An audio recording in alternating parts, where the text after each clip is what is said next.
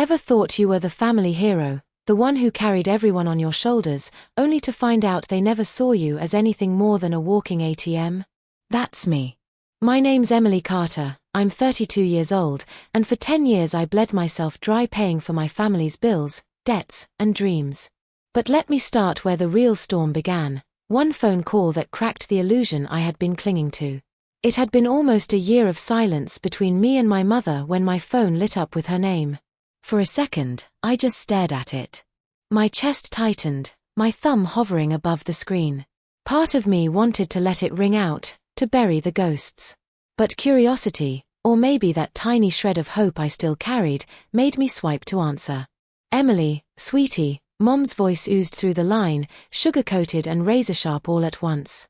Come home for dinner this weekend. We miss you so much. I almost laughed. Miss me? This was the same woman who hadn't so much as texted in months. My gut screamed drama, yet my stupid heart whispered maybe. Maybe this time they wanted to fix things. Maybe the family I had carried on my back would finally say thank you. So I said yes. And that was the beginning of the end. The drive from San Francisco to Sacramento felt longer than it should have. My car ate up the highway, headlights carving through the dusky sky, and I rehearsed possible scenarios. I pictured Mom hugging me, Dad's eyes softening, my brother Mason cracking a stupid joke, my sister Chloe putting her phone down for once. I pictured someone, anyone, saying, "We're sorry for how we treated you." The closer I got, the more that fragile hope took root, even as another part of me braced for the punch I knew was coming. When I finally pulled into the familiar driveway, the house looked too perfect. The porch light glowed warm, the curtains drawn neatly, and the smell of roasted chicken floated through the night air. It was staged. I didn't know for what yet, but I knew it was staged. Mom greeted me at the door with a hug that lasted a beat too long. Not the warm, desperate hug of a mother who missed her daughter, but the calculated embrace of someone setting a trap. Inside, the dining table gleamed with polished silverware and flickering candles. My father, Charles, sat rigid in his armchair, eyes glued to his wineglass like it could save him. Mason swaggered in wearing a hoodie so expensive it screamed I didn't pay for this, and I knew, deep down, that I had. Chloe, as always, was half present, her phone raised high as she filmed herself like she was auditioning for some reality show no one asked for. I forced a smile, sat down, and endured their shallow chit-chat, the whole time my stomach knotted tighter. Then Mom's voice cut through the air, sharp and rehearsed. "Emily, everyone, your father and I have news." Mason leaned back, smirk plastered on his face. Chloe actually lowered her phone. Charles didn't move. Mom folded her napkin delicately, as though this was some movie scene. "We finalized our will." The words hit like a gunshot. "The house," she continued smoothly. "The lake house at Tahoe. Everything. It's going to Mason and Chloe." My fork slipped in my hand, nearly clattering onto the plate. My throat burned as I choked out, "What?"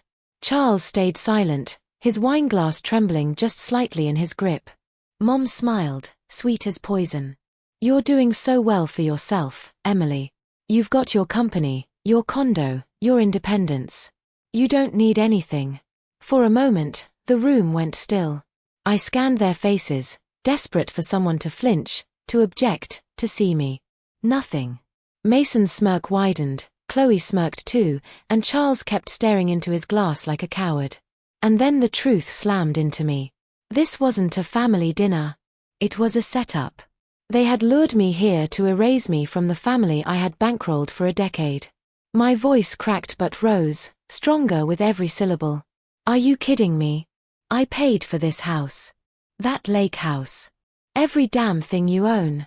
Mason scoffed. "What, you keeping receipts? Send us an invoice, sis." Chloe smirked, flipping her hair. "You're loaded, Emily.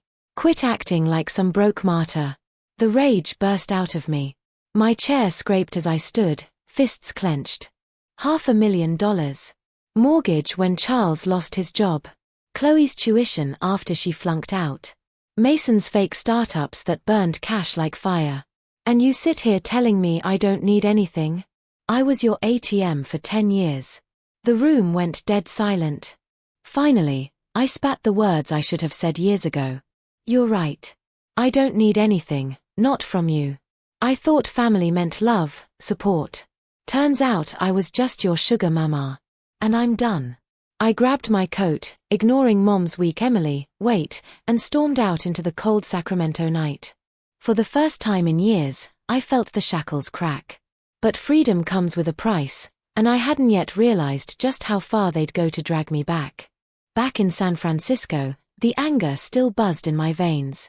I opened my banking app, scrolling through the endless list of automatic withdrawals. $1,500 a month, mortgage. $600, utilities. $300, Mason's business expenses. $250, Chloe's subscription boxes. Every month, my account bled out like clockwork. My finger hovered for half a second. Then I tapped cancel. One by one, each payment vanished. Successfully cancelled, the app chimed, and I swear I breathed for the first time in a decade. That night I slept like a queen. But freedom? Freedom never comes quietly. The next morning my phone exploded. 9 missed calls, 5 texts, all from the leeches I used to call family. Chloe, wow. So this is who you are. Mason, you're overreacting, sis. Mom, the house is behind. We need to talk. I laughed bitterly. Overreacting? If anything, I had underreacted. I hit block on all 3. Then I sat back, waiting. Because I knew this wasn't over. And I was right. 3 weeks passed. 3 glorious, peaceful weeks without their whining voices in my ear. I started sleeping better, smiling more. I thought maybe, just maybe, I had finally cut the cord. Then the text came. Friday afternoon. From Mom. Not an invite. A command. Family meeting. 7 p.m. Old house. Your responsibility. Responsibility. My jaw clenched as I stared at the screen. Some part of me wanted to ignore it. But another part, curiosity, spite, maybe both, made me grab my keys. If they wanted war, they'd get war. When I pulled up to the house, the trap practically screamed at me. Mason's flashy BMW. Chloe's tacky pink Mini Cooper. The front porch light blazing like a stage spotlight. Mom swung open the door, fake smile plastered on her face. Emily, you finally came home. Home. That word had never sounded more wrong. Inside, the same setup awaited. Charles clutching a drink like it was his lifeline, Mason and Chloe smirking on the couch like villains who thought they'd already won. I didn't sit. I didn't even loosen my arms. What's this about? I demanded. Charles cleared his throat, eyes avoiding mine. We need to fix this. Tension. I barked out a laugh, sharp and humorless. You mean the tension from me cutting off your gravy train? Mom's voice dripped with fake concern. Honey, you overreacted. Mason snorted. Yeah, cutting us off. Real mature. I stepped closer, my voice low and deadly calm. Mature? I kept you afloat for a decade. You're not family. You're parasites. Chloe smirked. You're just mad you didn't get the inheritance. That was the match. Inheritance? I hissed. I paid for everything you're inheriting, you ungrateful brats. And with that, I turned and walked out, Mom screeching behind me, don't expect to come back if you leave. I didn't even flinch. But if I thought they'd let me walk away clean. I had another thing coming when I walked out of that so-called family meeting. I thought maybe, just maybe, they'd finally leave me alone. I was wrong. That same night, back in San Francisco, I kicked off my shoes, poured a glass of wine, and convinced myself the storm had passed. I had stood up to them, said no, walked away. Surely that was enough. It wasn't. The next evening, I came home from work, grocery bags digging into my arms. My apartment building smelled faintly of fresh paint and city dust, the usual. But as soon as I turned the corner, my stomach dropped. My front door looked wrong. Thick, grayish-white foam oozed out from every crack, around the knob, between the hinges, even the keyhole. Expanding foam, the kind used for construction. Someone had sprayed it until the door was sealed shut, a grotesque bubble of hardened glue. For a second, my brain froze.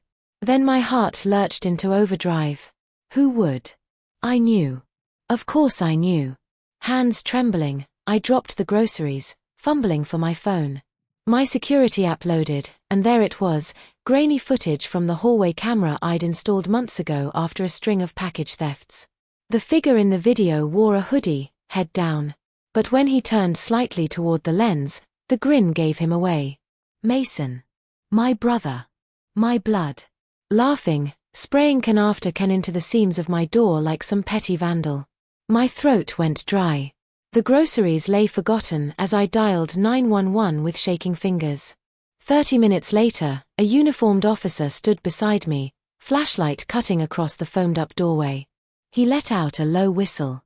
"You want to file a complaint?" he asked, pen already poised over his notepad. I stared at him, incredulous. "Do I look like I called you here for a coffee chat?" He scribbled, nodding toward the security feed on my phone. "That your brother?" I met his eyes, my voice steady, colder than I'd ever heard it. "Not anymore." By the next morning, the phone calls started again. "Charles, my father," voice shaky. "Sweetheart, does it have to go this far?" Mason was just upset. Upset. I laughed, sharp and humorless. He sealed my door shut. "Dad. What if I'd had a kid inside? What if there was a fire?" He sighed, heavy and weary. "He made a mistake." "No," I snapped. "He made a choice. And now he'll face consequences." "What do you want to drop this?" he asked finally, his tone shifting, the real question emerging. The corners of my lips curled into a smile even I didn't recognize. $30,000. Silence. Then sputtering. "That's insane." "No, Dad," I said, voice like ice. "That's consequences. 30,000 for the damage, the hassle, and the sheer stupidity of what he did. You pay, I'll close the complaint. Otherwise, we go to court." 3 days later, $30,000 hit my account. No apology, no explanation. Just money, the only language they seemed to understand. I should have felt triumphant. In some ways, I did. But deep down I knew, this wasn't the end. It was just round one. The smear campaign started small. A passive-aggressive text from my aunt. A guilt-soaked voicemail from my cousin Leah. Then it spread like wildfire. "Your mom worked so hard and this is how you repay her? Cutting off your own parents. Cold. I heard you're greedy now, Emily. Money changed you." My jaw clenched as I scrolled. I knew exactly who was behind it. Mom, the queen of guilt trips, had simply found a new weapon. Shame. If she couldn't squeeze cash out of me, she'd destroy my reputation instead. The thing is, she underestimated me. That night, I opened my laptop. My fingers hovered over the keyboard, then flew. I poured $500,000 into my family over 10 years. Mortgage, bills, tuition, fake startups, you name it. I never asked for a cent back. Then they cut me out of the will, told me I didn't need anything. I stopped paying, and now they're painting me as a monster. Truth is, they're not broke, they're just mad the free ride's over. This isn't for pity. It's for anyone who's ever been treated like a family ATM and finally dared to say no. I hit post. Within hours, it blew up. 3,000 shares. Hundreds of comments. My inbox flooded with strangers telling me their own stories. Brothers who drained them dry, parents who used them as wallets, cousins who turned on them. For the first time, I realized I wasn't crazy. I wasn't alone. And my family's little PR campaign? It backfired spectacularly. Right on cue, my phone rang. Mom. Her voice screeched through the speaker. "Emily, what the hell are you doing? You're ruining us." I stayed calm, almost eerily so. "No, Mom.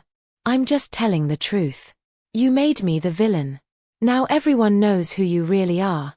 I hung up before she could reply, staring out at the city lights from my balcony. For once, I wasn't shaking. I was steady. Strong. They thought they could bury me with lies. Instead, I'd turned the tables. And this game. It wasn't over yet. For the next 3 months, silence. Blissful, golden silence. No calls, no texts, no guilt-tripping relatives. I was free. I signed up for a photography class I'd always dreamed about. Flew to Paris for coffee along the Seine. Wandered the streets of Lisbon, lost myself in Tokyo. My money was mine for the first time in a decade, and it felt damn good. Meanwhile, whispers trickled back about my family. Mom, waitressing at a dingy diner, face lined with bitterness. Charles hauling lumber at a supply store, pride long gone. Mason, still broke, still chasing dead-end tech ideas. Chloe, her influencer career a joke, her pink Mini Cooper sold off to pay debts. They were crumbling. And me? I was thriving. One December evening, I stood on my balcony, city lights twinkling below, snowflakes catching in my hair. At my side was Ethan, a man I'd met hiking, someone who didn't see me as a paycheck with legs. For once, I wasn't proving my worth. I was just me. That's when it hit me. Getting cut from their will? It wasn't the betrayal I thought it was. It was a gift. The best one they never meant to give. Because by rejecting me, they had set me free. And I was never looking back. 3 months of silence felt like heaven. For the first time since I was old enough to sign a check, I lived my life on my own terms. No late-night calls about overdue bills. No emails begging for just a small loan. No guilt dripping through my phone every Sunday morning. I was free. And I didn't waste a second of it. I signed up for that photography class I'd been eyeing for years. The first time I walked into the studio, camera slung around my neck, I felt like a kid again, excited, nervous, alive. I shot sunsets on the Golden Gate, markets in Lisbon, neon streets in Tokyo. My lens wasn't just capturing images, it was capturing freedom. My friends noticed the change. "Emily, you're glowing," one of them laughed over drinks one night. I shrugged, smiling for real. Guess it's what happens when you stop bleeding out your soul for people who never deserved it. They didn't know the half of it. Paris in spring. Lisbon in summer. A whirlwind that was mine, every dollar spent a reminder, this is what my money was meant for, me. That's where I met Ethan. Not at some fancy party or business conference, but on a muddy hiking trail in Yosemite. He nearly tripped over my backpack when I stopped to take a shot of the morning mist. "Careful," I teased, steadying him. He grinned, sheepish. Guess I was too busy looking at the view to notice the ground. For the first time in years, a man's interest didn't make me tense, didn't make me wonder what angle he was playing. With Ethan, there were no angles. He didn't know my bank account, my family drama, or the baggage I carried. He just liked me, messy, sarcastic, still healing me. One December evening, we stood on my balcony, the San Francisco skyline glittering beneath us. Snow wasn't common here, but a light dusting fell that night, sparkling in the city lights. Ethan slipped his arm around me. "You look like you've finally exhaled," he murmured. I leaned against him, and for once, I believed it. Maybe I have. That's when I realized, being cut from their will hadn't been a punishment. It had been liberation. A brutal, ugly liberation wrapped in betrayal, but liberation nonetheless. But freedom is fragile. And my family? They weren't finished. It started with a letter. Not an email, not a text. A real letter, envelope creased, my name scrawled in my mother's sharp handwriting. For a long time I just stared at it, debating whether to rip it up unread. Curiosity won. "Emily, we need to talk. Things have been hard for us since you turned your back. Your father is struggling, Mason can't get back on his feet, Chloe feels abandoned. We are family. Family should stick together, even when things are rough. We didn't mean to hurt you. We just thought you didn't need help. Please come home for Christmas. Let's start over. Love, Mom." I almost laughed. Love, Mom. The same mom who'd cut me from her will, told me to my face that I didn't need anything, then unleashed a smear campaign when I stopped paying her bills. It reeked of desperation. I tossed the letter aside. But then came the calls, from unknown numbers this time. Old relatives, friends of the family, even neighbors. All with the same rehearsed script. "Emily, it's Christmas. They're your family. Don't you think it's time to forgive? Blood is thicker than water. They're suffering, Emily. Have a heart. I blocked them all. Still, the guilt crept in like a draft through a cracked window. I'd spent years conditioned to believe I was responsible for everyone's survival. Even knowing the truth, part of me still flinched at the thought of my parents waiting tables and hauling lumber, my siblings broke and bitter. Ethan noticed. "You're spiraling again," he said one night as we ate takeout on my couch. I sighed, rubbing my temples. What if I am being too harsh? What if? He set down his chopsticks and looked me dead in the eye. "Emily, they abused you. Financially, emotionally, for a decade. Cutting them off wasn't cruelty. It was survival." His words hit harder than I expected. Survival. That's what it had been all along. Christmas Eve arrived. My apartment twinkled with soft lights, the scent of cinnamon filling the air. I curled on the couch with Ethan, sipping wine, laughing at some cheesy holiday movie. Then my phone buzzed. A number I didn't recognize. I almost ignored it. Almost. "Hello." The voice on the other end cracked and wavered. "Emily, it's Dad." Silence stretched. My chest tightened. "Please," he whispered. "Just come home. One night. For me." For a second, my resolve wavered. Charles wasn't perfect, not by a long shot. But I remembered the man who used to sneak me candy when Mom wasn't looking, who helped me build a treehouse in the backyard. But then I remembered the man who sat silent as Mom cut me from the will, who drank wine while Mason mocked me, who never once defended me. I closed my eyes. My voice was steady when I answered. "No, Dad. Not this time. Not ever again." And I hung up. That night, as fireworks cracked in the distance and the city celebrated, I realized something. I wasn't the villain. I wasn't the failure. I was the survivor. And for the first time in my life, I was free to live, not for them, but for me. January came with rain.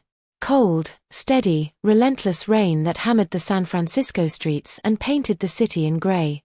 For most, it was depressing. For me, it was cleansing.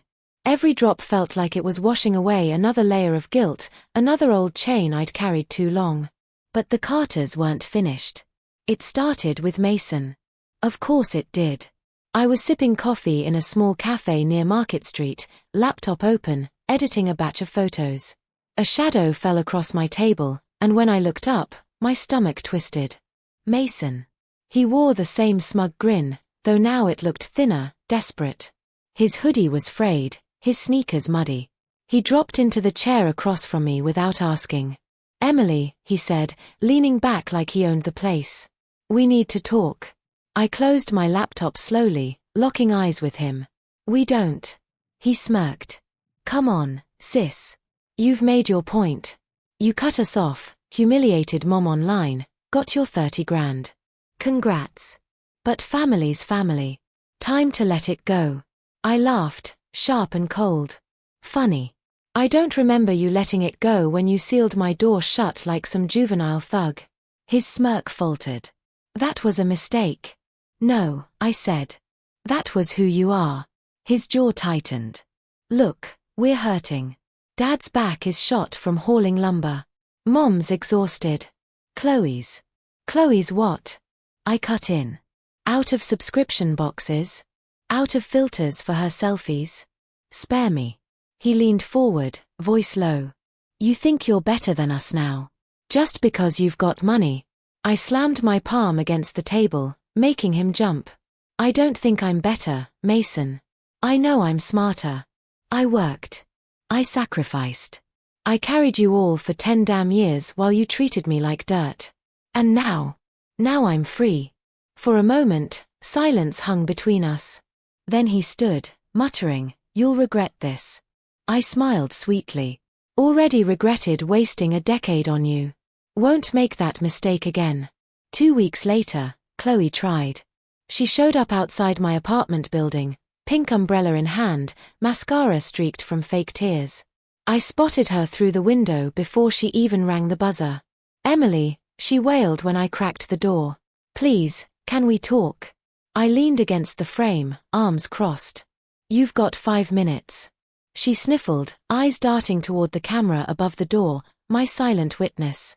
I'm sorry. For everything. We were wrong. You were right. But we're drowning. Mason's broke, Mom's falling apart, Dad's miserable. If you'd just help us out, even a little. I raised an eyebrow. Sorry, was that an apology or another invoice? Her face crumpled. I'm serious, Emily. We can't do this without you. I tilted my head. Funny. You seemed fine cutting me out of the will. Guess you'll have to do without me, after all. Her tears dried instantly, replaced by fury. You're heartless, she spat. I smiled, calm as ever. No, Chloe. I finally grew a heart for myself. I shut the door. After that, the silence was permanent. No more calls. No more letters. No more staged ambushes in cafes or fake tears on my doorstep. And then, almost like fate itself had delivered the final word, news reached me through the grapevine. The Carters were done. Mom's diner had closed after a health inspection failure. Charles' back injury forced him to quit his job. He spent his days sulking at home. Mason's latest startup collapsed before it began, investors laughing him out of the room. Chloe, stripped of her online persona, had taken a retail job she hated, her carefully curated image shattered. Their empire of entitlement had crumbled. And me. I was flying. By spring, my photography was gaining traction. A gallery downtown invited me to show my work, sunsets over Paris rooftops, neon Tokyo streets, Lisbon's golden trams. People stood before my prints, eyes wide, whispering about the colors, the emotion. For the first time, I wasn't just surviving. I was creating. Ethan was there, his hand warm in mine as strangers admired what I had built. Not what I had paid for, not what I had sacrificed for others, but what I had created for me. That night, standing under the gallery lights, I thought about the will. The house. The lake property. All the things my family had clung to like trophies. And I realized something, none of it mattered. Not the inheritance, not the money I'd lost, not the years I couldn't get back. Because what I had now was worth more than all of it. Peace. Freedom. Love that wasn't transactional. One late summer evening, I posted a final note online. They thought cutting me out would destroy me. Instead, it saved me. Family isn't blood, it's who shows up for you, who values you, who doesn't see you as a wallet with legs. If you're reading this and you've ever been used, know this, you're not crazy. You're not selfish. You're allowed to say no. You're allowed to walk away. And sometimes, the greatest gift toxic people can give you is the chance to be free. The comments poured in. Thousands of strangers echoing back, me too. I wasn't alone. I never had been. Now, when I think of the Carters, there's no sting. No guilt. Just a distant ache, like an old scar. I don't hate them. Hate would still mean they had power over me. I simply don't care anymore. And that, after everything, is the sweetest victory of all. One night, standing again on my balcony with Ethan, the city glowing below, I whispered, I should thank them, you know. He looked at me, confused. Thank who? My family. I smiled. For finally setting me free. The wind carried away the words, soft and final. And just like that, the Carters were no longer my burden. They were just a story. My story. And I was never going back.